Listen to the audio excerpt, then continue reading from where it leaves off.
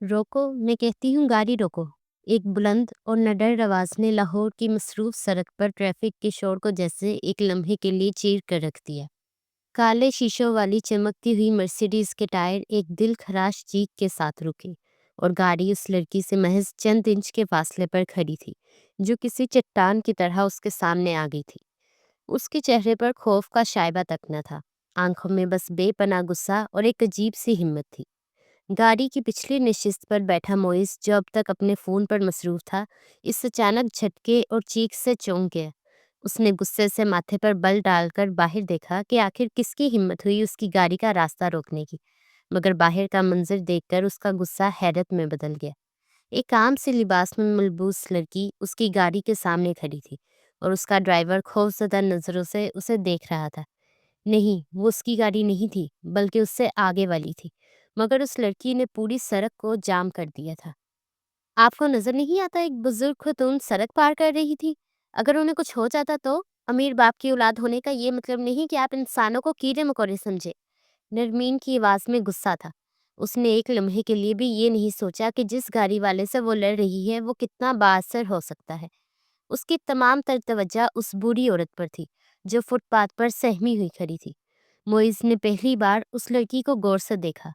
उसका रंग धूप की तमाज़त से थोड़ा सुर्ख हो रहा था। उसके नकूश तीखे और आंखें गैर मामूली तौर पर रोशन थी।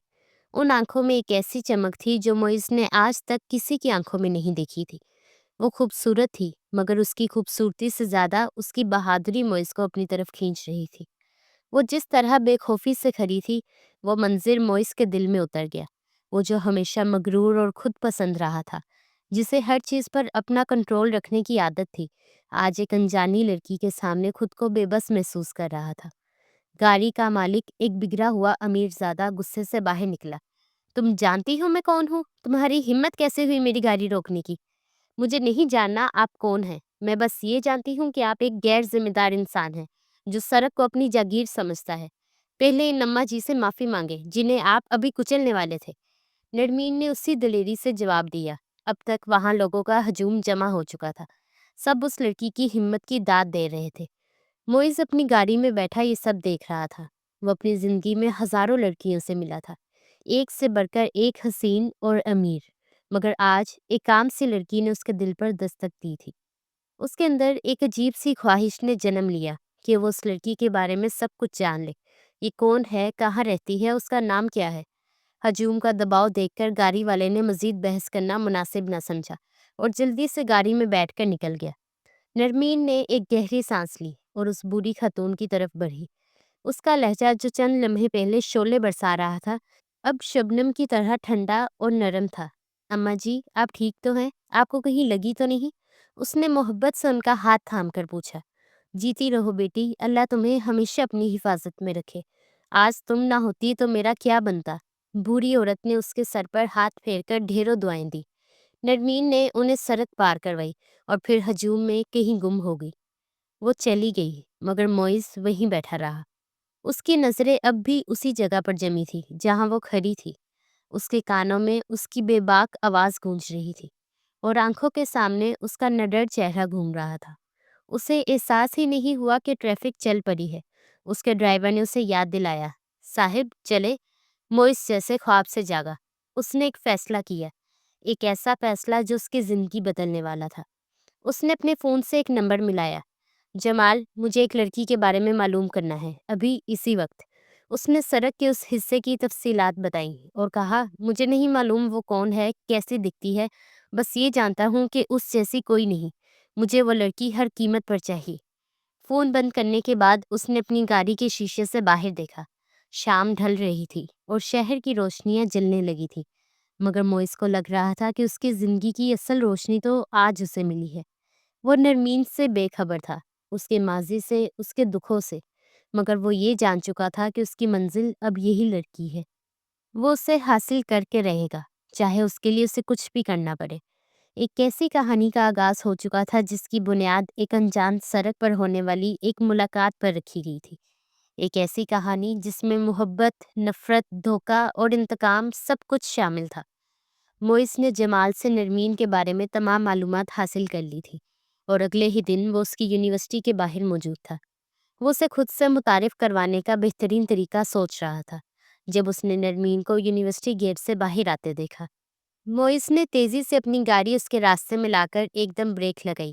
نرمین جو اپنی سوچوں میں گم تھی وہ کھا کر رکی اور گرنے سے بال بال بچی۔ موئز فوراً گاڑی سے باہر نکلا اور فکر مندی کا مظاہرہ کرتے ہوئے بولا، او خدایا، میں بہت معافی چاہتا ہوں، کیا آپ کو لگی تو نہیں؟ دراصل میرا دھیان کہیں اور تھا۔ نرمین نے غصے سے اسے دیکھا جو اپنی قیمتی گاڑی کے پاس کھڑا کسی فلم کا ہیرو لگ رہا تھا۔ آپ جیسے لوگوں کا دھیان سڑک پر نہیں اپنی دولت کے نشے میں ہوتا ہے۔ اگر مجھے کچھ ہو جاتا تو؟ موئز اس کے تیکھے جواب پر مسکرایا، میں اپنی غلطی مان رہا ہوں اور اس کی تلافی بھی کرنا چاہتا ہوں۔ کیا آپ میرے ساتھ ایک کپ کافی پینا پسند کریں گی؟ نرمین نے اسے ناقابل یقین نظروں سے دیکھا۔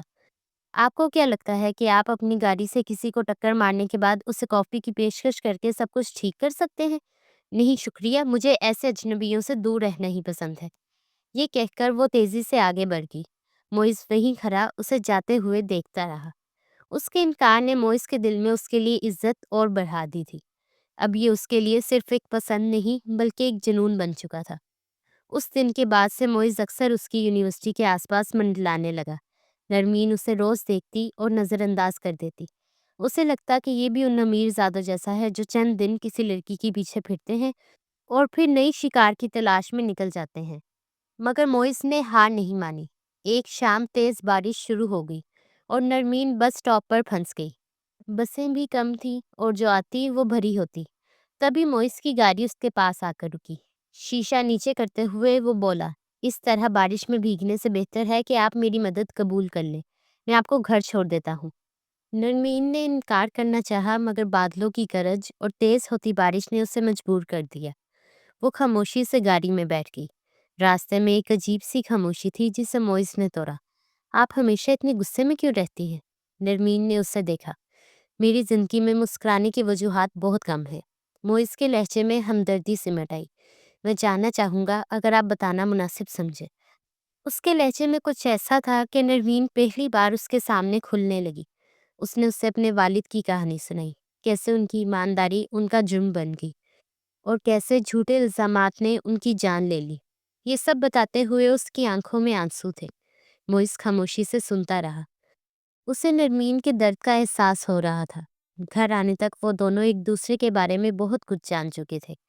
نرمین کے دل سے موئز کے امیر زادہ ہونے کا تاثر زائل ہو چکا تھا۔ اسے اس کی شخصیت میں ایک سنجیدگی اور خلوص نظر آیا۔ موئز نے اس سے اس کا نمبر مانگا تو اس نے منع نہیں کیا۔ اس ملاقات نے برف پگھلا دی تھی۔ اب وہ اکثر ملنے لگے۔ موئز اسے شہر کے بہترین ریسٹورنٹس میں لے جاتا، لیکن نرمین کو سڑک کنارے کسی ٹھیلے کی چائے پینا زیادہ پسند تھا۔ موئز اس کے سادگی کا دیوانہ ہوتا جا رہا تھا۔ ایک دن وہ اسے ایک پرسکون جھیل کے کنارے لے گیا۔ شام کا وقت تھا۔ موئز نے اس کا ہاتھ تھاما۔ نرمین، جب سے میں نے تمہیں پہلی بار دیکھا ہے میری دنیا بدل گئی ہے۔ میں نے تم جیسی باہمت، سچی اور خوبصورت لڑکی کبھی نہیں دیکھی۔ میں جانتا ہوں کہ ہماری دنیا بہت مختلف ہے، لیکن میں اپنی باقی زندگی تمہارے ساتھ گزارنا چاہتا ہوں۔ کیا تم مجھ سے شادی کرو گی؟ نرمین کے لیے یہ سب ایک خواب کی طرح تھا۔ اس کی آنکھوں میں خوشی کے آنسو آ گئے۔ اس نے ہاں میں سر ہلا دیا۔ موئز نے اسے بتایا کہ اس نے اپنے والد سے اس بارے میں بات کی ہے اور وہ بہت خوش ہیں۔ انہوں نے کہا کہ تمہارے والد ایک نیک اور ایماندار انسان تھے اور انہیں فخر ہوگا کہ ان کی بیٹی ہمارے گھر کی بہو بنے۔ یہ سن کر نرمین کی خوشی کی انتہا نہ رہی۔ اسے لگا کہ آخرکار اس کی زندگی میں خوشیاں لوٹ آئی ہیں، مگر وہ نہیں جانتی تھی کہ اس کی اصل آزمائش تو ابھی شروع ہونی تھی۔ اس کی ماں بیٹی کی رضا میں راضی تھی۔ شادی سادگی مگر خوبصورتی سے ہوئی۔ شادی کے بعد ہر گزرتا دن نرمین کے لیے کسی حسین تحفے کی طرح تھا۔ موئز کی محبت نے اس کے ماضی کے زخموں پر جیسے مرہم رکھ دیا تھا۔ وہ اکثر سوچتی کہ شاید اب اس کی زندگی میں صرف خوشیاں ہی لکھی ہیں۔ ایک صبح موئز اپنے سفر کی تیاری کر رہا تھا۔ اسے 2 دن کے لیے ایک اہم کاروباری میٹنگ کے سلسلے میں کراچی جانا تھا۔ نرمین اس کی ٹائی باندھتے ہوئے بولی، آپ کا جانا ضروری ہے کیا؟ میرا دل بہت گھبرا رہا ہے۔ موئز اس کے چہرے کو اپنے ہاتھوں میں لے کر مسکرایا، ارے میری بہادر بیوی آج کیسے ڈر رہی ہے؟ بس 2 دن کی تو بات ہے، میں اپنا کام ختم کرتے ہی فوراً واپس آ جاؤں گا۔ ویسے ایک بات بتانی تھی، میرے چچا منصور آج یا کل میں کئی سال بعد بیرون ملک سے واپس آ رہے ہیں۔ وہ ہمارے والد کے چھوٹے بھائی ہیں، مگر بابا سے ان کی زیادہ بنتی نہیں۔ کاروباری معاملات پر کچھ اختلافات ہیں۔ اگر وہ میرے پیچھے سے آئیں تو پریشان مت ہونا، بس ان سے عزت سے پیش آنا۔ نرمین نے اس بات میں سر ہلا دیا۔ آپ فکر نہ کریں، میں سب سنبھال لوں گی، آپ بس جلدی واپس آئیے گا۔ موئس نے اس کے ماتھے پر بوسہ دیا اور الوداع کہہ کر چلا گیا۔ اس کے جانے کے بعد نرمین کو گھر کاٹ کھانے کو دو رہا تھا۔ اس نے خود کو گھر کے کاموں میں مصروف کر لیا۔ اگلے دن دوپہر کے کھانے کے بعد وہ لاؤنج میں بیٹھی کتاب پڑھ رہی تھی کہ ملازم نے آ کر اطلاع دی، بی بی جی، موئس صاحب کے چچا منصور صاحب تشریف لائے ہیں۔ نرمین کا دل انجانے خوف سے دھڑکا، مگر پھر موئس کی بات یاد کر کے اس نے خود کو سنبھالا اور دوپٹہ درست کرتی ہوئی ان کے استقبال کو بڑھی۔ ڈرائنگ روم کا دروازہ کھولتے ہی اس کی نظر سامنے صوفے پر بیٹھے شخص پر پڑی اور اس کے پیروں تلے سے جیسے زمین نکل گئی۔ کتاب اس کے ہاتھ سے چھوٹ کر زمین پر گر گئی۔ اس کے سامنے وہی شخص بیٹھا تھا جس کا چہرہ ایک بھیانک خواب کی طرح اس کی یادداشت میں قید تھا۔ وہی مغرور آنکھیں، وہی شفاف مسکراہٹ۔ یہ اس کے باپ کا قاتل منصور تھا۔ منصور نے بھی کتاب گرنے کی آواز پر چونک کر سامنے دیکھا۔ ایک لمحے کے لیے تو وہ نرمین کو پہچان نہ سکا، مگر پھر اس کے ذہن پر زور دینے پر اسے یاد آیا کہ یہ تو انور چودھری کی بیٹی ہے۔ اس کے اپنے چہرے کا رنگ اڑ گیا۔ اسے یقین نہیں آیا کہ جس کانٹے کو وہ اپنے راستے سے ہٹا چکا تھا، اس کی نشانی اس کے اپنے گھر میں اس کے بھتیجے کی بیوی بن کر کھڑی ہے۔ نرمین چند قدم آگے بڑھی۔ اس کی آواز کسی گہری کھائی سے آ رہی تھی۔ تم اس گھر میں کیا کر رہے ہو؟ منصور نے فوراً خود کو سنبھالا۔ وہ ایک شاطر کھلاڑی تھا۔ اس نے لہجے میں حیرت سموئی۔ معاف کیجیے گا بیٹی، کیا ہم پہلے مل چکے ہیں؟ اور تم مجھ سے اس طرح کیوں بات کر رہی ہو؟ نرمین کے اندر کا سارا ضبط ٹوٹ گیا۔ وہ چیخی، ڈرامہ بند کرو اپنا، میں تمہیں اچھی طرح جانتی ہوں۔ تم وہی درندے ہو جس نے میرے باپ کو برباد کیا تھا، ان پر جھوٹے الزامات لگا کر انہیں موت کے منہ میں دھکیل دیا تھا۔ منصور نے ایک سرد نگاہ آس پاس کھڑے ملازموں پر ڈالی اور اٹھ کر نرمین کے قریب آیا۔ اس کی آواز اب کسی سانپ کی پھنکار جیسی تھی۔ آہستہ بولو، دیواروں کے بھی کان ہوتے ہیں، اور جو تم کہہ رہی ہو اس کا کوئی ثبوت ہے تمہارے پاس؟ نرمین نفرت سے چیخی، مجھے کسی ثبوت کی ضرورت نہیں۔ میرے باپ نے مرنے سے پہلے مجھے تمہارا نام اور تصویر دکھائی تھی۔ میں موئس کو سب کچھ بتا دوں گی، وہ تمہیں اس گھر سے نکال باہر کریں گے۔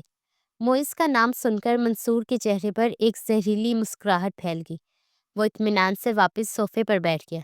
ضرور بتاؤ، جا کر بتاؤ اسے، لیکن یہ بھی سوچ لینا کہ وہ کس پر یقین کرے گا، اپنی بیوی پر جسے وہ چند مہینوں سے جانتا ہے، یا اپنے اس چچا پر جس نے 20 سال اس خاندانی کاروبار کو سنبھالا ہے۔ وہ تمہاری کہانی سنے گا اور پھر میری سنے گا۔ میں اسے بتاؤں گا کہ تم ایک لالچی لڑکی ہو جو ہمارے خاندان کی دولت پر نظر رکھے ہوئے ہے، اور اب مجھے بلیک میل کرنے کے لیے یہ جھوٹی کہانی گھڑ رہی ہے۔ نرمین ساکت رہ گئی۔ منصور نے ایک اور وار کیا۔ سوچو نرمین، جب تم موئس کو یہ سب بتاؤ گی تو اس پر کیا گزرے گی؟ اس کے خاندان میں ایک طوفان آ جائے گا۔ اسے اپنے باپ اور چچا کے بیچ میں سے کسی ایک کو چننا پڑے گا۔ کیا تمہارا انتقام اس کے سکون سے زیادہ قیمتی ہے؟ کیا تم واقعی اس سے اتنی محبت کرتی ہو کہ اسے اس اذیت سے بچا سکو؟ یہ الفاظ تیر کی طرح نرمین کے دل میں لگے۔ وہ جو کچھ دیر پہلے شیرنی کی طرح دھا رہی تھی، اب بے بس کھڑی تھی۔ منصور نے اپنی جیت کا لطف اٹھاتے ہوئے کہا، فیصلہ تمہارے ہاتھ میں ہے۔ یا تو عزت سے اس گھر کی بہو بن کر رہو اور اپنا منہ بند رکھو، یا پھر اپنے شوہر کا سکون برباد کر کے خود بھی برباد ہو جاؤ۔ یہ کہہ کر وہ اٹھا اور ملازم کو آواز دی، میرے لیے میرے کمرے میں کافی بھجوا دو، سفر کی بہت تھکن ہے۔ وہ ایسے جا رہا تھا جیسے کچھ ہوا ہی نہ ہو۔ نرمین وہی بے جان سی کھڑی رہ گئی۔ اس کا دماغ معوف ہو چکا تھا۔ اسے سمجھ نہیں آ رہا تھا کہ وہ کیا کرے۔ اس نے اپنے باپ کے قاتل کو سزا دینی تھی، مگر اس کی قیمت موئس کی محبت اور سکون تھی۔ شام کو موئس نے اسے فون کیا تو وہ ٹھیک سے بات بھی نہ کر سکی۔ موئس نے پوچھا، کیا ہوا نرمین، تم ٹھیک تو ہو؟ تمہاری آواز بہت عجیب لگ رہی ہے۔ نرمین رو پڑی، کچھ نہیں، بس آپ کی یاد آ رہی تھی۔ وہ اسے سچ نہ بتا سکی۔ منصور نے اسے ایک ایسے دوراہے پر لا کھڑا کیا تھا جہاں ایک طرف اس کے باپ کا انصاف تھا اور دوسری طرف اس کے شوہر کی خوشی، اور نرمین کو ان دونوں میں سے کسی ایک کا انتخاب کرنا تھا۔ اگلی صبح نرمین کے لیے کسی قیامت سے کم نہ تھی۔ اس نے پوری رات جاگ کر گزاری تھی۔ اس کا ذہن منصور کے الفاظ کے گرد گھوم رہا تھا۔ ایک طرف اس کے باپ کی بے چین روح تھی جو انصاف مانگ رہی تھی، اور دوسری طرف موئس کی محبت اور اس کا سکون تھا۔ وہ ناشتے کی میز پر آئی تو منصور پہلے سے موجود تھا اور اخبار پڑھ رہا تھا۔ اسے دیکھ کر وہ ایسے مسکرایا جیسے کچھ ہوا ہی نہ ہو۔ اس کی یہی اداکاری نرمین کے لیے سب سے زیادہ خوفناک تھی۔ وہ ایک ایسا زہریلا سانپ تھا جو مسکرا کر ڈستا تھا۔ نرمین خاموشی سے اپنی کرسی پر بیٹھ گئی۔ اس کے حلق سے ایک نوالہ اتارنا بھی مشکل ہو رہا تھا۔ وہ بس اس لمحے کا انتظار کر رہی تھی جب موئز واپس آئے گا۔ اسے لگتا تھا کہ موئز کو دیکھ کر شاید اس میں کچھ ہمت آئے۔ شام کو جب موئز کی گاڑی پورچ میں داخل ہوئی تو نرمین بھاگتی ہوئی دروازے پر گئی۔ موئز اسے دیکھ کر مسکرایا اور باہیں پھیلا دی۔ نرمین اس کے سینے سے لگ کر پھوٹ پھوٹ کر رونا چاہتی تھی۔ وہ اسے بتانا چاہتی تھی کہ اس کی غیر موجودگی میں کیا قیامت گزری ہے، مگر جیسے ہی اس نے سر اٹھایا اس کی نظر موئس کے پیچھے کھڑے منصور پر پڑی، جس کے چہرے پر ایک ٹھنڈی مسکراہٹ تھی۔ نرمین کے سارے الفاظ اس کے حلق میں ہی دم توڑ گئے۔ موئس نے نرمین کی حالت بھانپ لی۔ اس نے فکر سے پوچھا، نرمین تم ٹھیک تو ہو؟ تمہارا چہرہ زرد پڑ رہا ہے۔ اس سے پہلے کہ نرمین کچھ کہتی منصور آگے بڑھا، ارے بھتیجے آتے ہی بیوی سے تفتیش شروع کر دی؟ میں بتاتا ہوں کیا ہوا۔ بچی سارا دن تمہارا انتظار کر کر کے تھک گئی ہے۔ جب سے تم گئے ہو اس کا کسی چیز میں دل ہی نہیں لگ رہا۔ سچ کہوں تو ایسی محبت کرنے والی بیوی قسمت والوں کو ملتی ہے۔ اس نے یہ بات اتنے مشفقانہ لہجے میں کہی کہ موئز مسکرا دیا۔ وہ منصور کی بات پر یقین کرتا ہوا بولا، آپ ٹھیک کہہ رہے ہیں چچا، نرمین واقعی بہت محبت کرنے والی ہے۔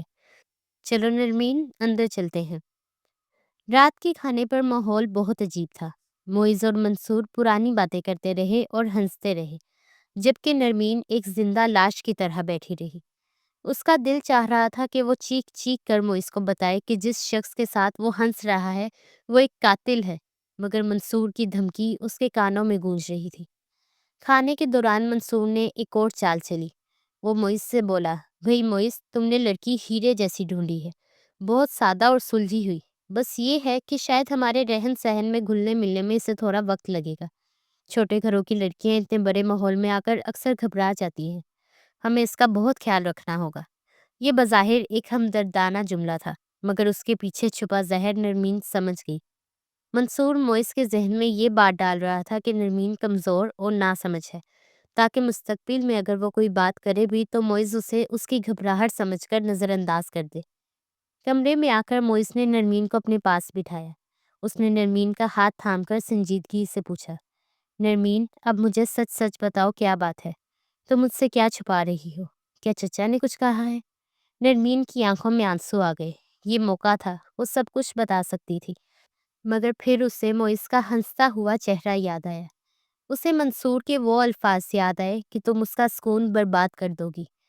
اس نے ایک گہرا سانس لیا اور جھوٹ بول دیا، نہیں تو چچا جان تو بہت اچھے ہیں، وہ تو میرا بہت خیال رکھ رہے تھے، بس سچ تو یہ ہے کہ میں ہی شاید اس بڑے گھر کے قابل نہیں ہوں، مجھے یہاں بہت اجنبیت محسوس ہوتی ہے، آپ کے بغیر تو بالکل دل نہیں لگتا۔ موئز نے اسے گلے لگا لیا، ارے میری پگلی، ایسی باتیں نہیں کرتے، یہ تمہارا گھر ہے اور میں تو ہوں نا تمہارے ساتھ، تم دیکھنا چند دنوں میں سب ٹھیک ہو جائے گا۔ موئز اس کی بات پر یقین کر کے مطمئن ہو گیا اور کچھ دیر بعد سو گیا۔ نرمین اس کا معصوم چہرہ دیکھتی رہی۔ وہ جانتی تھی کہ اس نے موئز کی خوشی کی خاطر خود کو ایک نہ ختم ہونے والی اذیت میں دھکیل دیا ہے۔ وہ چپ چاپ اٹھی اور بالکونی میں آ کر کھڑی ہو گئی۔ ٹھنڈی ہوا اس کے آنسوؤں کو خشک کر رہی تھی۔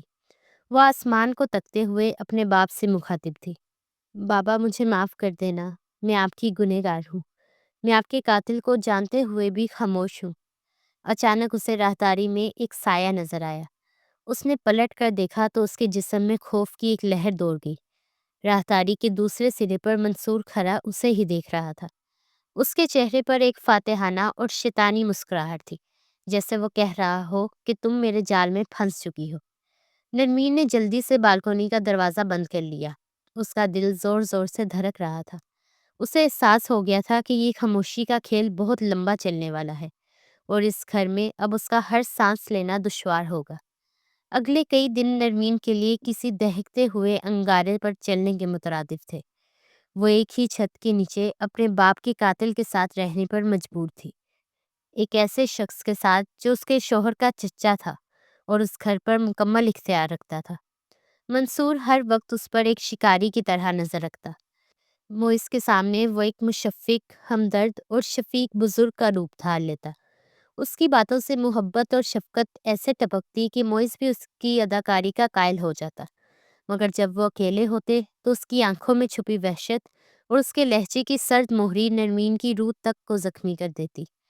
وہ اکثر کھانے کی میز پر موئس کی موجودگی میں نرمین کی پلیٹ میں کھانا ڈالتے ہوئے کہتا، بیٹی تم بہت کمزور ہو گئی ہو، کچھ کھایا پیا کرو، موئس کو تمہاری کتنی فکر رہتی ہے۔ لیکن اس کی آنکھیں نرمین کو یہ پیغام دے رہی ہوتی کہ تمہاری زندگی میرے رحم و کرم پر ہے۔ نرمین نے اس نفسیاتی اذیت سے بچنے کے لیے خاموشی کو اپنی ڈھال بنا لیا تھا۔ وہ ہر وقت گمسم اور اپنے ہی خیالوں میں ڈوبی رہتی، اس کی ہنسی جیسے کہیں کھو گئی تھی۔ موئز اس کی اس حالت پر اندر ہی اندر گھل رہا تھا۔ اسے لگتا کہ شاید وہ اس نئے ماحول میں خود کو ڈھال نہیں پا رہی۔ اس نے اسے اس اداسی سے نکالنے کی ہر ممکن کوشش کی۔ وہ اسے باہر گھمانے لے جاتا، اس کے لیے مہنگے تحائف لاتا، مگر نرمین کے چہرے پر ایک لمحے کے لیے بھی حقیقی مسکراہٹ نہ آتی۔ ایک شام وہ اس کے لیے ایک نہایت ہی خوبصورت اور قیمتی ہیرے کا بریسلٹ لایا۔ اس نے نرمین کا ہاتھ تھاما۔ نرمین، میں تمہارے چہرے پر وہ پہلی والی مسکراہٹ، وہ پہلی والی چمک واپس دیکھنا چاہتا ہوں۔ میں جانتا ہوں تم پریشان ہو، لیکن میں تمہارے ساتھ ہوں۔ نرمین کی آنکھوں میں بے بسی کے آنسو تیرنے لگے۔ موئز، اس سب کی کیا ضرورت تھی؟ آپ کی محبت ہی میرے لیے سب سے بڑا تحفہ ہے۔ موئس نے بریسلیٹ اس کی نازک کلائی پر پہنا دی۔ بہت ضرورت تھی۔ میں چاہتا ہوں تم اسے کبھی خود سے جدا نہ کرو۔ یہ صرف ایک زیور نہیں ہے، ہمارے خاندان کے حالات اور بزنس کی نوعیت کی وجہ سے سیکیورٹی کے معاملات بہت اہم ہیں۔ میں نے اس میں ایک بہت چھوٹی سی جدید ٹریکنگ چپ بھی لگوائی ہے۔ یہ بس ایک حفاظتی اقدام ہے تاکہ مجھے تسلی رہے کہ تم ہر وقت محفوظ ہو۔ نرمین اپنی ہی ذہنی اذیت میں اس قدر گم تھی کہ اس نے ٹریکر جیسی اہم بات پر زیادہ دھیان نہ دیا۔ اسے لگا یہ امیروں کے معمولات کا حصہ ہوگا۔ دوسری طرف منصور کو اب یہ احساس ہو رہا تھا کہ نرمین کی خاموشی کسی بڑے طوفان کا پیش خیمہ ہے۔ وہ جانتا تھا کہ وہ ہمیشہ چپ نہیں رہے گی۔ اس نے موئز کے ذہن میں زہر گھولنا شروع کر دیا۔ ایک رات جب موئز آفس سے تھکا ہرا لوٹا تو منصور اس کے پاس آ کر بیٹھ گیا۔ اس نے بہت ہمدردانہ لہجے میں کہا، بیٹے، مجھے نرمین کی بہت فکر ہو رہی ہے۔ وہ ہر وقت اداس رہتی ہے۔ کہیں ایسا تو نہیں کہ اس نے جلد بازی میں تم سے شادی کا فیصلہ کر لیا ہو اور اب پچھتا رہی ہو؟ آخر کار اس کا پس منظر ہم سے بہت مختلف ہے۔ موئس نے فوراً اس کی تردید کی، نہیں چچا، آپ غلط سمجھ رہے ہیں۔ وہ مجھ سے بہت محبت کرتی ہے۔ وہ بس نئے ماحول کی وجہ سے تھوڑی پریشان ہے۔ منصور نے گہری سانس بھری۔ میں تو دعا ہی کر سکتا ہوں کہ تم ٹھیک کہہ رہے ہو۔ میں بس تمہارا دل ٹوٹتے ہوئے نہیں دیکھ سکتا۔ تم میرے بیٹے جیسے ہو۔ منصور نے اپنا جال بچھا دیا تھا۔ وہ موئس کے دل میں شک کا بیج بو چکا تھا۔ اب اسے بس صحیح موقع کا انتظار تھا، اور وہ موقع اسے جلد ہی مل گیا۔ منصور نے جان بوجھ کر اپنی ایک فیکٹری میں ایک ایسا بڑا مسئلہ کھڑا کیا جسے صرف موئس ہی حل کر سکتا تھا۔ اس نے آدھی رات کو موئس کو فون کیا اور لہجے میں شدید پریشانی بھرتے ہوئے بولا، بیٹے، غضب ہو گیا۔ فیکٹری میں مزدوروں نے مشینیں بند کر دی ہیں اور ہڑتال پر چلے گئے ہیں۔ وہ فیکٹری کو آگ لگانے کی دھمکیاں دے رہے ہیں۔ لاکھوں کا نقصان ہو رہا ہے۔ پولیس بھی حالات قابو نہیں کر پا رہی۔ تمہارا یہاں ہونا بہت ضروری ہے۔ موئس شدید پریشانی کے عالم میں فوراً اٹھا۔ نرمین بھی جاگ گئی۔ موئس نے اسے تسلی دی کہ وہ جلد واپس آ جائے گا، اور تیزی سے نکل گیا۔ اس کے جاتے ہی منصور کے چہرے پر شیطانی مسکراہٹ پھیل گئی۔ اب میدان صاف تھا۔ نرمین اپنے کمرے میں شدید بے چینی کی حالت میں ٹہل رہی تھی۔ اس نے ہمت کر کے اپنی ماں کو فون ملایا۔ اس کی آواز کانپ رہی تھی۔ امی میں ٹھیک نہیں ہوں۔ میں ایک بہت بڑی مصیبت میں پھنس گئی ہوں۔ وہ شخص یہی ہے امی۔ ابھی میں کچھ نہیں بتا سکتی، بس۔ اس سے پہلے کہ وہ اپنی بات مکمل کرتی، کمرے کا دروازہ ایک دھماکے سے کھلا اور منصور اندر داخل ہوا۔ اس نے نرمین کے ہاتھ سے فون چھین کر پوری قوت سے دیوار پر دے مارا، جس سے فون کے ٹکڑے ٹکڑے ہو گئے۔ اس کی آنکھیں غصے سے خون کی طرح لال ہو رہی تھی۔ میں نے تمہیں خبردار کیا تھا۔ میں نے تمہیں زندہ رہنے کا ایک موقع دیا تھا، مگر تم باز نہیں آئی۔ نرمین نے خوفزدہ ہونے کے بجائے آج اپنی ساری ہمت مجتمع کی۔ وہ چیخی، تم کیا سمجھتے ہو تم مجھے مار دو گے تو سچ چھپ جائے گا؟ موئز تمہیں کبھی معاف نہیں کرے گا، وہ تمہیں ڈھونڈ نکالے گا۔ منصور نے ایک جنونی کہکا لگایا۔ موئز، وہ تو یہ سمجھے گا کہ اس کی غریب بیوی اس کی دولت اور زیورات لے کر اپنے کسی پرانے عاشق کے ساتھ بھاگ گئی۔ میں نے اس کا ذہن پہلے ہی اس کہانی کے لیے تیار کر دیا ہے۔ یہ کہتے ہوئے اس نے اپنے آدمیوں کو اشارہ کیا جو پہلے ہی دروازے پر کھڑے تھے۔ وہ نرمین کی طرف بڑھے۔ نرمین نے بھاگنے کی کوشش کی، اس نے چیخو پکار کی، مگر انہوں نے اسے بے دردی سے پکڑ لیا۔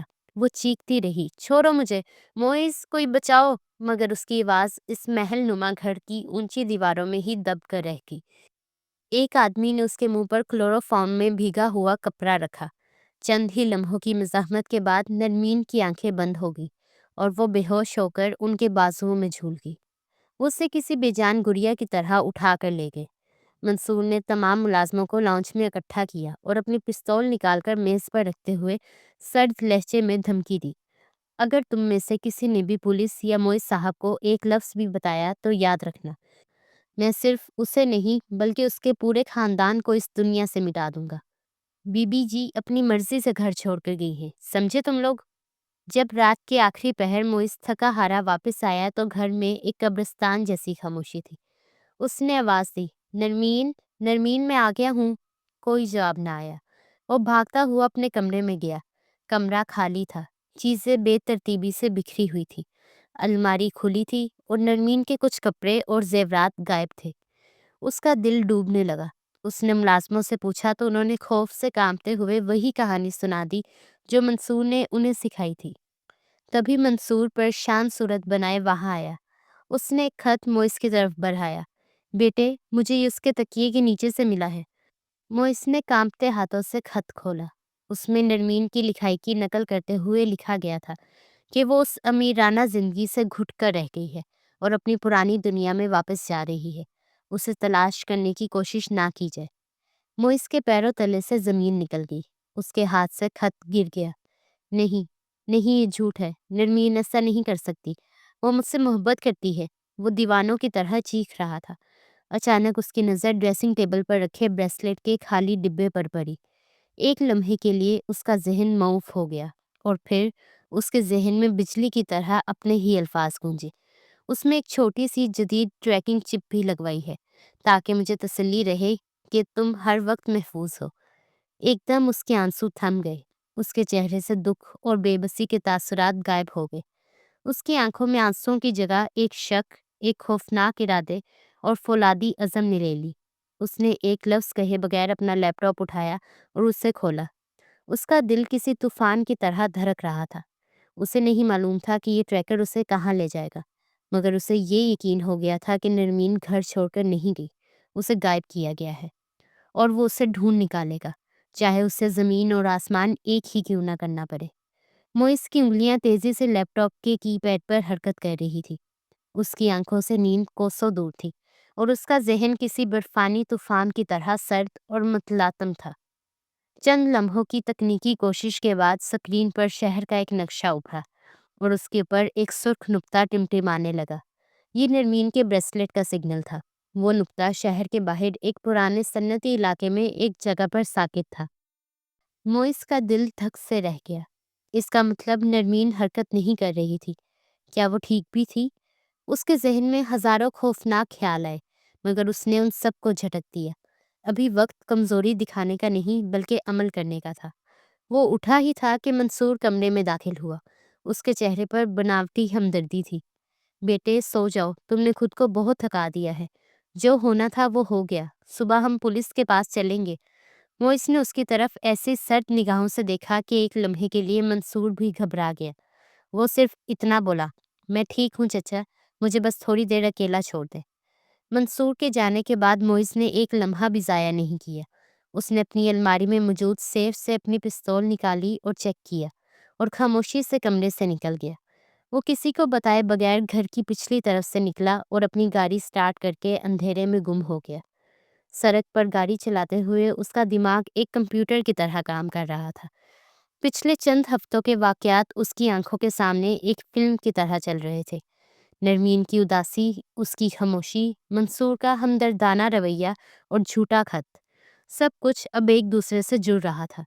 اسے ابھی تک یہ معلوم نہیں تھا کہ اس سب کے پیچھے منصور کا ہاتھ ہے، مگر اس کا دل کہہ رہا تھا کہ اس کھیل کا مرکزی کردار اس کے اپنے گھر میں موجود ہے۔ اسے یہ بھی احساس ہو رہا تھا کہ نرمین اس سے کچھ کہنا چاہتی تھی مگر کہہ نہیں پا رہی تھی۔ وہ خود کو کوس رہا تھا کہ اس نے اپنی بیوی کی آنکھوں میں چھپا درد کیوں نہیں پڑھا۔ تقریباً آدھے گھنٹے کی ڈرائیو کے بعد وہ نقشے پر دکھائی گئی جگہ پر پہنچ گیا۔ یہ ایک ویران اور ٹوٹی پھوٹی فیکٹری تھی جو سالوں سے بند پڑی تھی۔ ہر طرف گھاس اور جھاڑیاں اگی ہوئی تھی۔ ٹریکر کا سگنل فیکٹری کے اندر سے آ رہا تھا۔ موئس نے پستول ہاتھ میں تھامے گاڑی سے اتر کر آہستگی سے فیکٹری کے زنگ آلود گیٹ کو دھکیلا۔ اندر گھپ اندھیرا اور ایک عجیب سی بوسیدہ بو پھیلی ہوئی تھی۔ اس نے اپنے فون کی ٹارچ آن کی اور محتاط قدموں سے آگے بڑھنے لگا۔ اس نے دھیمی آواز میں پکارا، نرمین، نرمین، مگر اس کی آواز گونج کر رہ گئی۔ کوئی جواب نہ آیا۔ ٹریکر اسے فیکٹری کے سب سے پچھلے حصے کی طرف لے جا رہا تھا۔ وہاں پہنچ کر اس کی ٹارچ کی روشنی جب فرش پر پڑی تو اس کا دل جیسے کسی نے مٹھی میں لے کر بھینچ دیا ہو۔ فرش کی دھول پر نرمین کا وہ قیمتی ہیرے کا بریسلٹ پڑا چمک رہا تھا، مگر وہاں نرمین کا کوئی نام و نشان نہ تھا۔ یہ ایک جھانسا تھا، ایک دھوکہ۔ موئس کو سمجھ آ گیا کہ اسے یہاں جان بوجھ کر بلایا گیا ہے۔ یہ ایک چال تھا۔ تبھی اسے اپنے پیچھے آہٹ سنائی دی۔ اس سے پہلے کہ وہ پلٹتا، دو لمبے ترنگے آدمیوں نے اس پر حملہ کر دیا، مگر وہ تیار تھا۔ اس کی رگوں میں غصہ اور جنون کا طوفان دو رہا تھا۔ اس نے پوری قوت سے ان کا مقابلہ کیا۔ چند منٹوں کی شدید لڑائی کے بعد وہ دونوں آدمی فرش پر پڑے کراہ رہے تھے۔ موئس نے ایک کی گردن پر اپنا گھٹنا رکھ کر اس کے سر پر پستول تانی اور دھارا، کہاں ہے وہ؟ جلدی بتاؤ ورنہ میں تمہارا بھیجا یہیں اڑا دوں گا۔ وہ آدمی خوف سے کانپنے لگا۔ مجھے نہیں معلوم، ہمیں تو بس یہ بریسلٹ یہاں پھینک کر تمہارا انتظار کرنے کے لیے کہا گیا تھا۔ موئس چیخا، کس نے کہا تھا؟ اس کا نام کیا ہے؟ آدمی نے کہا، ہم اس کا نام نہیں جانتے، وہ بہت بڑا آدمی ہے۔ اس نے کہا تھا کہ یہ اس کی طرف سے ایک پیغام ہے۔ موئس نے پوچھا، کیسا پیغام؟ آدمی نے جو اگلی بات کہی اس نے موئس کے ذہن کو سن کر دیا۔ اس نے کہا تھا کہ اگر تمہیں اپنی بیوی زندہ واپس چاہیے تو تمہاری کمپنی نے جو نیا امپورٹ ایکسپورٹ کا کنٹریکٹ جیتا ہے وہ چپ چاپ اس کے نام کر دو، اور خبردار جو پولیس کو بتایا۔ موئز ساکت رہ گیا۔ تو یہ سب ایک کاروباری دشمنی تھی یا پھر اسے ایسا دکھایا جا رہا تھا؟ منصور کی باتیں اس کے کانوں میں گونجنے لگی کہ بزنس میں ہمارے بہت دشمن ہیں۔ کیا یہ واقعی کوئی دشمن تھا یا دشمن کا لبادہ اوڑھے کوئی اپنا؟ وہ ابھی تک منصور پر صرف شک کر سکتا تھا۔ اس کے پاس کوئی ثبوت نہیں تھا۔ اسے اغوا کاروں نے ایک ایسی چال میں پھنسا دیا تھا جہاں وہ پولیس کے پاس بھی نہیں جا سکتا تھا۔ موئس نے اس آدمی کے سر پر پستول کی بٹ سے ایک زوردار ضرب لگائی جس سے وہ بے ہوش ہو گیا۔ وہ ویران فیکٹری میں اکیلا کھڑا تھا۔ اس کے ہاتھ میں نرمین کا بریسلٹ تھا جو اب اسے اپنی ناکامی کا نشان لگ رہا تھا۔ اس کی بیوی کی زندگی داؤ پر لگی تھی اور اغوا کار اسے اس کے کاروبار سے جوڑ رہے تھے۔ اس کی آنکھوں میں آنسوؤں کی جگہ ایک سرد آگ بھڑک رہی تھی۔ اسے نرمین کو بچانا تھا، مگر اب اس کا مقابلہ ایک ایسے دشمن سے تھا جو نظروں سے اوجھل تھا اور شاید اس کی اپنی ہی آستین میں چھپا ہوا تھا۔ موئس جب فیکٹری کے کھنڈرات سے واپس اپنے عالیشان گھر میں داخل ہوا تو صبح کی پہلی کرن نمودار ہو رہی تھی۔ اس کے ہاتھ میں نرمین کا بریسلٹ تھا جسے اس نے اپنی جیب میں چھپا لیا تھا۔ اس کا دل اور دماغ غصے اور انتقام کی آگ میں جل رہے تھے، مگر اس کے چہرے پر مکمل شکست اور مایوسی کے تاثرات تھے۔ اسے معلوم تھا کہ اس کا دشمن بہت شاطر ہے اور اس کے گھر میں ہی موجود ہے۔ اسے ہر قدم پھونک پھونک کر رکھنا تھا۔ منصور لاؤنج میں ہی اس کا انتظار کر رہا تھا۔ اس کے چہرے پر گہری تشویش کا ماسک تھا۔ موئس کو دیکھتے ہی وہ اس کی طرف لپکا۔ موئس، میرے بیٹے، تم کہاں تھے ساری رات؟ ہم سب کتنے پریشان تھے، کیا کچھ پتا چلا؟ موئس نے اس کی آنکھوں میں جھانکے بغیر ٹوٹی ہوئی آواز میں جواب دیا، نہیں چچا، وہ چلی گئی، وہ خط سچا تھا، وہ مجھے چھوڑ کر چلی گئی۔ یہ کہتے ہوئے اس نے اپنے چہرے پر ایسی بے بسی طاری کی کہ منصور کو یقین ہو گیا کہ اس کا تیر نشانے پر لگا ہے۔ اسے تسلی ہو گئی کہ موئس پوری طرح اس کے جال میں پھنس چکا ہے اور اسے نرمین کے اغوا کا شائبہ تک نہیں۔ وہ موئس کو تسلیاں دینے لگا، کوئی بات نہیں بیٹے، ہمت رکھو، شاید وہ تمہارے لائق ہی نہیں تھی، میں ہوں نا تمہارے ساتھ، سب ٹھیک ہو جائے گا۔ موئز اس کی ہر بات پر ایک ہارے ہوئے شخص کی طرح سر ہلاتا رہا اور پھر لڑکھڑاتے قدموں سے اپنے کمرے کی طرف بڑھ گیا۔ اس نے دروازہ اندر سے بند کر لیا۔ اس کا دکھ کا ناٹک ختم ہو چکا تھا، اب اصل کھیل شروع ہونا تھا۔ کمرے میں آ کر اس نے سب سے پہلے اپنے سب سے قریبی اور قابل اعتماد دوست سعد کو فون کیا، جو ایک ماہر سائبر سیکیورٹی ایکسپرٹ تھا۔ اس کی آواز دھیمی اور لہجہ انتہائی سنجیدہ تھا۔ سعد، مجھے تمہاری مدد چاہیے، یہ زندگی اور موت کا مسئلہ ہے۔ سعد اس کی آواز کی گھبراہٹ سے پریشان ہو گیا۔ خیریت تو ہے موئز، تمہاری آواز کو کیا ہوا؟ موئز نے جواب دیا، کچھ خیریت نہیں ہے، نرمین نے مجھے چھوڑا نہیں، اسے اغوا کیا گیا ہے۔ سعد یہ سن کر سکتے میں آ گیا۔ تم نے پولیس کو بتایا؟ موئز نے جواب دیا، میں پولیس کے پاس نہیں جا سکتا، اغوا کار بہت طاقتور ہیں اور شاید میرے اپنے ہی گھر میں موجود ہیں۔ انہوں نے نرمین کے بدلے میری کمپنی کا ایک بڑا کانٹریکٹ مانگا ہے۔ مجھے شک ہے کہ یہ سب میرے چچا منصور کا کیا دھرا ہے، مگر میرے پاس کوئی ثبوت نہیں۔ سعد، میں اکیلا ہوں، مجھے تمہاری مدد کی ضرورت ہے۔ سعد نے فوراً حامی بھر لی۔ تم فکر نہ کرو موئز، میں تمہارے ساتھ ہوں، مجھے ساری تفصیلات بتاؤ۔ جہاں سعد نے اغوا کاروں سے متعلق ڈیجیٹل سراغ ڈھونڈنے شروع کیے، وہیں موئز خود بھی خاموش نہیں بیٹھا۔ اس کے ذہن میں ایک خیال آیا۔ نرمین کو بے ہوش کیا گیا تھا، یقیناً کسی دوا کا استعمال ہوا ہوگا، کلوروفارم یا کوئی اور تیز بے ہوشی کی دوا۔ یہ دوائیں عام میڈیکل اسٹور پر آسانی سے دستیاب نہیں ہوتی۔ اسے یاد آیا کہ ان کے اپنے خاندانی کاروبار کا ایک حصہ فارماسیوٹیکلز کا بھی ہے۔ اس نے فوراً اپنی کمپنی کے فارماسیوٹیکل ویئر ہاؤس کے ریکارڈز خفیہ طور پر چیک کرنا شروع کیے۔ گھنٹوں کی محنت کے بعد اسے ایک سراغ ملا۔ نرمین کے اغوا سے 2 دن پہلے گودام سے ایک طاقتور بے ہوشی کی دوا کی ایک بڑی ڈبی نکالی گئی تھی اور اسے وصول کرنے والی سیکیورٹی ٹیم سرکاری کاغذات میں منصور کے بیرون ملک پروجیکٹس کے لیے کام کرتی تھی۔ یہ ایک چھوٹا سا ثبوت تھا، مگر موئز کے شک کو یقین میں بدلنے کے لیے کافی تھا۔ اس تمام وقت نرمین کہاں اور کس حال میں تھی؟ اسے جب ہوش آیا تو اس نے خود کو ایک اندھیرے اور سلن زدہ کمرے میں پایا۔ اس کا سر بری طرح دکھ رہا تھا اور اسے ایک کرسی سے مضبوطی سے باندھا گیا تھا۔ ایک لمحے کے لیے تو اسے کچھ یاد نہ آیا، مگر پھر اپنے اغوا کا پورا منظر اس کی آنکھوں کے سامنے گھوم گیا۔ وہ خوف زدہ تھی، مگر اس نے ہمت نہیں ہاری۔ اس نے چیخنے کی کوشش کی، مگر اس کے منہ پر پٹی بندھی تھی۔ کچھ دیر بعد ایک نقاب پوش شخص کمرے میں داخل ہوا اور اس کے سامنے کھانا اور پانی کی بوتل رکھ دی۔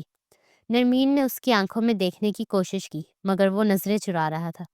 وہ شخص جانے لگا تو نرمین نے اپنی کرسی کو زور سے فرش پر مار کر اسے متوجہ کیا۔ وہ شخص پلٹا تو نرمین نے اشارے سے منہ پر لگی پٹی ہٹانے کو کہا۔ اس آدمی نے ہچکچاتے ہوئے پٹی کھول دی۔ میں کہاں ہوں؟ تم لوگ کون ہو؟ مگر اس شخص نے کوئی جواب نہ دیا۔ اس کی آنکھوں میں خوف تھا۔ وہ جلدی سے دروازہ بند کر کے چلا گیا۔ نرمین کی نظر پانی کی بوتل پر پڑی۔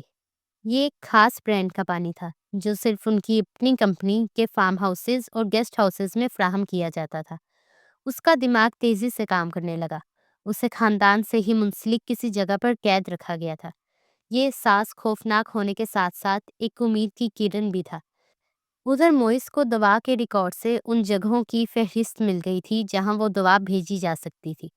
زیادہ تر پتے شہر کے اندر تھے، مگر ایک پتہ شہر سے دور ایک پرانے خاندانی فارم ہاؤس کا تھا، جو سالوں سے استعمال میں نہیں تھا۔ اسی وقت سعد کا فون آیا۔ اس کی آواز میں جوش تھا۔ موئز، مجھے کچھ ملا ہے۔ جن گنڈوں نے تم پر حملہ کیا تھا، ان سے رابطے کے لیے جو فون استعمال ہوا تھا، میں نے اسے ٹریس کر لیا ہے۔ وہ فون کچھ دیر کے لیے اغوا سے 1 دن پہلے ایکٹیویٹ ہوا تھا، اور جس ٹاور سے اس کا سگنل ملا تھا وہ تمہارے اسی پرانے فارم ہاؤس کے پاس ہے۔ اس کے ہاتھ میں پکڑے کاغذات کانپنے لگے۔ سارے ٹکڑے اپنی جگہ پر جڑ چکے تھے۔ اسے معلوم ہو چکا تھا کہ اس کی نرمین کہاں قید ہے۔ اس نے میز پر پڑے فارم ہاؤس کے نقشے کو دیکھا۔ اس کی آنکھوں میں اب بے بسی نہیں تھی، ایک سرد اور خطرناک عزم تھا۔ اسے معلوم تھا کہ اس کا مقابلہ اپنے ہی خون سے ہے، مگر وہ اپنی محبت کو بچانے کے لیے کسی بھی حد تک جانے کو تیار تھا۔ جنگ کا میدان سج چکا تھا۔ موئس کی گاڑی اندھیرے میں ڈوبے ہوئے فارم ہاؤس سے کچھ فاصلے پر رکی۔ اس نے اپنے ساتھ اپنے سب سے قابل اعتماد ذاتی محافظ بختیار کو لیا تھا، جو فوج کا ریٹائرڈ کمانڈو تھا، اور اس کی وفاداری صرف موئس کے ساتھ تھی۔ موئس جانتا تھا کہ یہ صرف اغوا کا معاملہ نہیں بلکہ اب یہ ایک جنگ بن چکی ہے، اور اس جنگ میں وہ کسی پر بھی بھروسہ نہیں کر سکتا تھا۔ اس نے اپنے دوست سعد کو فون پر آخری ہدایات دی۔ سعد، ٹھیک رات 2 بجے تمہیں اس پورے علاقے کی بجلی کاٹنی ہے۔ جنریٹر کو آن ہونے میں کم از کم 5 منٹ لگیں گے۔ وہی 5 منٹ ہماری زندگی ہیں۔ سعد نے جواب دیا، تم فکر نہ کرو موئس، سب کچھ پلان کے مطابق ہوگا، بس تم اپنا خیال رکھنا۔ رات کے 2 بجے جب ہر طرف گہرا سناٹا تھا، اچانک فارم ہاؤس کی تمام بتیاں بجھ گئیں اور ہر طرف گھپ اندھیرا چھا گیا۔ باہر پہرا دیتے ہوئے محافظ ایک لمحے کے لیے چونکے، اور یہی وہ لمحہ تھا جس کا موئس اور بختیار کو انتظار تھا۔ وہ دونوں سائیک کی طرح حرکت کرتے ہوئے ان کے پاس پہنچے، اور اس سے پہلے کہ وہ کوئی شور مچاتے، بختیار نے اپنی فوجی مہارت کا استعمال کرتے ہوئے انہیں بے ہوش کر دیا۔ وہ دونوں آہستگی سے فارم ہاؤس کے اندر داخل ہوئے۔ اندر بھی مکمل اندھیرا تھا۔ وہ دیواروں کے ساتھ چلتے ہوئے اس تہہ خانے کی طرف بڑھے جس کا ذکر سعد نے نقشے میں کیا تھا۔ تہہ خانے کے دروازے پر ایک محافظ کرسی پر بیٹھا اونگ رہا تھا۔ بجلی جانے کی وجہ سے وہ بھی پریشان تھا۔ انہوں نے اسے بھی خاموشی سے قابو کر لیا۔ موئز نے دروازے کا تالا توڑا اور اندر داخل ہوا۔ اندر کا منظر دیکھ کر اس کے دل پر جیسے کسی نے خنجر مار دیا ہو۔ نرمین ایک کرسی سے بندھی ہوئی تھی اور کمزوری کی وجہ سے اس کی گردن ایک طرف کو ڈھلکی ہوئی تھی۔ موئز نے کانپتی ہوئی آواز میں اسے پکارا، نرمین۔ اس آواز کو سن کر نرمین نے آہستہ سے اپنی آنکھیں کھولی۔ ایک لمحے کے لیے تو اسے یقین نہ آیا کہ موئز اس کے سامنے کھڑا ہے۔ اس کی آنکھوں سے آنسو بہنے لگے۔ موئز، آپ آ گئے؟ مجھے یقین تھا کہ آپ ضرور آئیں گے۔ موئز نے جلدی سے اس کی رسیاں کھولی اور اسے سہارا دے کر اٹھایا۔ وہ بہت کمزور ہو رہی تھی۔ ہمیں فوراً یہاں سے نکلنا ہوگا۔ اسی وقت جنریٹر آن ہو گیا اور فارم ہاؤس کی بتیاں دوبارہ جل اٹھی۔ ان کا وقت ختم ہو چکا تھا۔ جیسے ہی وہ تہہ خانے سے باہر نکلے، اغوا کاروں کا سرگنا 2 آدمیوں کے ساتھ ان کے سامنے کھڑا تھا۔ اس کے ہاتھ میں پستول تھی اور اس کے چہرے پر شیطانی مسکراہٹ تھی۔ میں تو سوچ رہا تھا کہ تم کبھی نہیں آؤ گے۔ منصور صاحب تو کہہ رہے تھے کہ تم اپنی بیوی کو بھول کر کاروبار میں لگ جاؤ گے۔ منصور کا نام سن کر موئس کی آنکھوں میں خون اتر آیا۔ تو تم لوگ منصور کے آدمی ہو؟ وہ گنڈا ہنسا۔ منصور صاحب ہمارے مالک ہیں۔ انہوں نے ہی ہمیں تمہارے باپ کو ٹھکانے لگانے کا کام دیا تھا، اور اب تمہاری بیوی کا۔ یہ سن کر موئس کے ذہن میں ایک دھماکہ ہوا۔ میرے باپ کو؟ تمہارا کیا مطلب ہے؟ میرے باپ کی موت تو ہارٹ اٹیک سے ہوئی تھی۔ وہ گنڈا کہکا لگا کر بولا، وہ ہارٹ اٹیک انہیں دیا گیا تھا۔ منصور صاحب اپنے راستے میں کسی کو برداشت نہیں کرتے، نہ اپنے بھائی کو، نہ اس کی بہو کو۔ یہ انکشاف اتنا خوفناک تھا کہ ایک لمحے کے لیے موئس سب کچھ بھول گیا۔ اسی لمحے کا فائدہ اٹھا کر بختیار نے ایک دم اس گنڈے پر چھلانگ لگائی۔ گولی چلنے کی آواز آئی مگر نشانہ چوک گیا تھا۔ موئس نے فوراً نرمین کو سنبھالا اور فائرنگ کی افراتفری میں وہ اسے لے کر باہر کی طرف بھاگا۔ بختیار ان گنڈوں کو روک رہا تھا۔ موئس نے نرمین کو گاڑی میں بٹھایا اور اسے اندھا دھند رفتار سے وہاں سے بھگا لے گیا۔ اس کی منزل اب اس کا گھر نہیں تھی۔ وہ جان چکا تھا کہ اس کا گھر ہی اس کے لیے سب سے بڑا مقتل گاہ ہے۔ اس کے کانوں میں اس گنڈے کے الفاظ گونج رہے تھے کہ اس کے باپ کو مارا گیا تھا۔ اس کی محبت کے ساتھ ساتھ اس کے باپ کا انصاف بھی اب اس کے کندھوں پر تھا۔ موئس نرمین کو لے کر اپنے اس خفیہ اپارٹمنٹ میں پہنچا جس کے بارے میں سعد کے علاوہ کوئی نہیں جانتا تھا۔ یہ ایک چھوٹی مگر محفوظ پناہ گاہ تھی۔ نرمین ابھی تک صدمے کی حالت میں تھی۔ موئس نے اسے پانی پلایا اور فرسٹ ایڈ باکس سے اس کے زخموں پر مرہم لگایا۔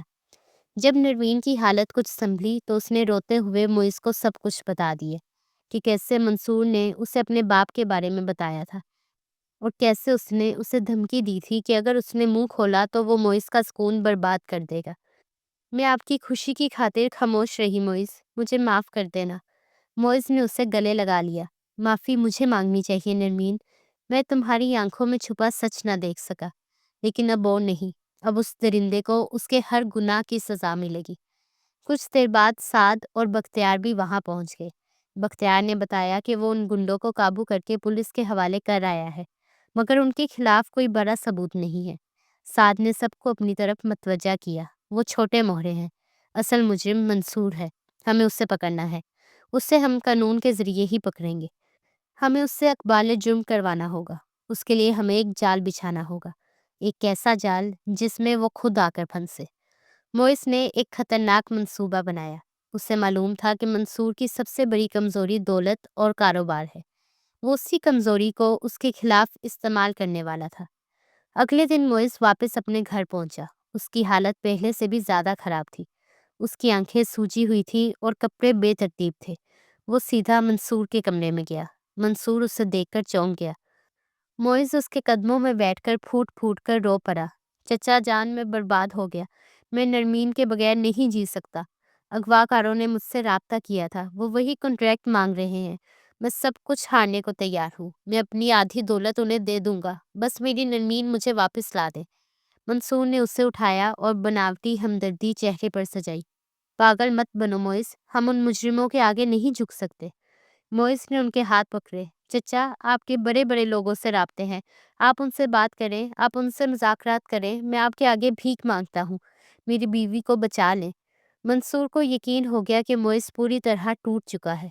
اس کی آنکھوں میں لالچ کی چمک آ گئی۔ اس نے سوچا کہ وہ اس موقع سے کنٹریکٹ بھی حاصل کر لے گا اور بعد میں نرمین کو ہمیشہ کے لیے ختم کروا دے گا۔ اس نے موئز کے کندھے پر ہاتھ رکھا۔ تم فکر نہ کرو، میں ہوں نا، میں ان سے بات کروں گا۔ میں تمہاری نرمین کو واپس لاؤں گا۔ موئز اس کی شیطانی مسکراہٹ کے پیچھے چھپا منصوبہ دیکھ سکتا تھا، مگر وہ خاموش رہا۔ وہ اپنے جال کا پہلا حصہ کامیابی سے بچھا چکا تھا۔ منصور اپنے کمرے میں آیا اور اس نے ایک نئے برنر فون سے اپنے خاص آدمی کو فون ملایا۔ وہ بولا، کام ہو گیا ہے۔ لڑکا پوری طرح ٹوٹ چکا ہے اور کنٹریکٹ پر دستخط کرنے کو تیار ہے۔ کل ہم اس سے کاغذات پر دستخط کروائیں گے اور جیسے ہی دستخط ہو جائیں لڑکی کو ختم کر دینا۔ اس کا کوئی نشان باقی نہیں رہنا چاہیے۔ منصور کو معلوم نہیں تھا کہ اس کے آدمی بختیار کی گن پوائنٹ پر ہے اور سعد نے اس کے کمرے میں پہلے ہی ایک جدید ترین بگ نصب کر دیا تھا۔ اس کی ساری باتیں ریکارڈ ہو رہی تھی۔ دوسری طرف خفیہ اپارٹمنٹ میں موئز، نرمین اور سعد لیپ ٹاپ پر اس کی گفتگو سن رہے تھے۔ منصور کا ہر لفظ اس کے جرم کا اعتراف تھا۔ ان کے پاس ثبوت آ چکا تھا۔ موئز نے نرمین کا ہاتھ تھاما۔ اس کی آنکھوں میں اب انتقام کے شعلے دہک رہے تھے۔ کل کا سورج منصور کی زندگی کا آخری آزاد دن ہوگا۔ کھیل اب ختم ہونے والا تھا۔ اگلی صبح کا سورج اپنے ساتھ انصاف کی ایک نئی کرن لے کر طلوع ہوا تھا۔ موئز، نرمین اور ان کی چھوٹی سی ٹیم اپنے خفیہ اپارٹمنٹ میں آخری منصوبے کو ترتیب دے رہے تھے۔ موئز جانتا تھا کہ منصور کو بھنسانے کے لیے صرف آڈیو ریکارڈنگ ہی کافی ہوگی۔ شکریہ چچا جان، بس ہمیں آپ کے منہ سے یہی سچ سننا تھا۔ اسی لمحے بورڈ روم کے دروازے دھماکے سے کھلے اور انسپکٹر احمد اپنی پولیس ٹیم کے ساتھ اندر داخل ہوئے۔ اگلے روز موئز نے انہیں اپنے سامنے بٹھا کر سارا سچ بتا دیا تھا۔ منصور کی آنکھیں خوف سے پھیل گئیں۔ اسی وقت کمرے کی دیوار پر لگی بڑی سکرین آن ہوئی اور اس پر نرمین نمودار ہوئی۔ وہ محفوظ تھی اور اس کی آنکھوں میں اب خوف نہیں، انصاف کی چمک تھی۔ میں زندہ ہوں منصور، اور میں اپنے باپ کے خلاف کیے گئے تمہارے ہر جرم کی گواہ ہوں۔